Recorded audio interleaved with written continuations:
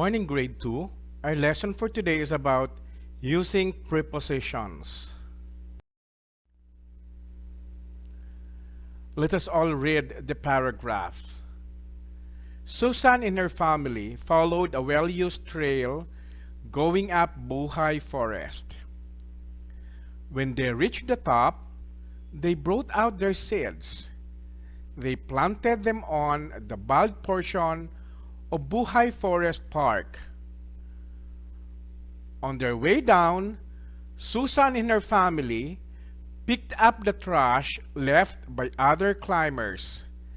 They were happy they spent the day in Buhay Forest Park. Now kids, like Susan and her family, what things can you do for our environment?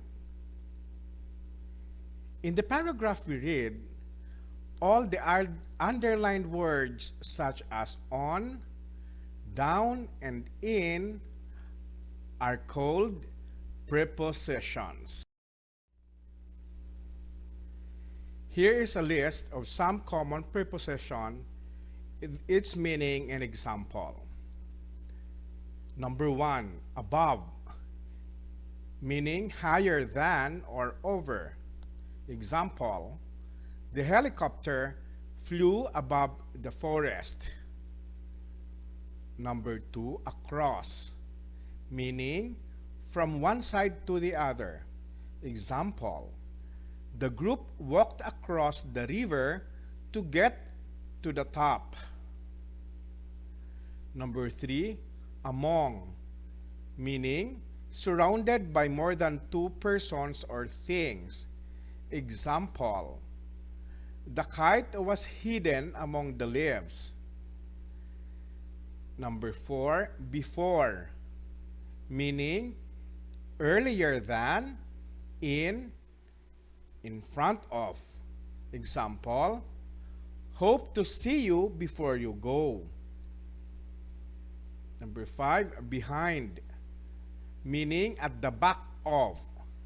Example, she was standing behind me. Other preposition, meaning and example. Into, meaning enter a closed space. Example, they went into the forest and found a group of people there. From, meaning move to a position on a surface. Example, they received relief goods from the government. Over, meaning above or across on the surface of. Example, mother put a blanket over Tina. 2, in the direction of. Example, Chito is on his way to the train station.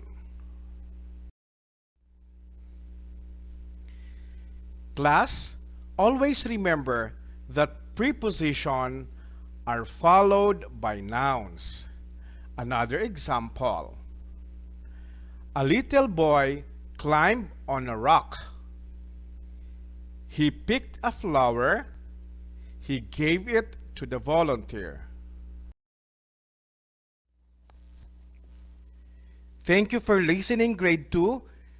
God bless you and see you again next time.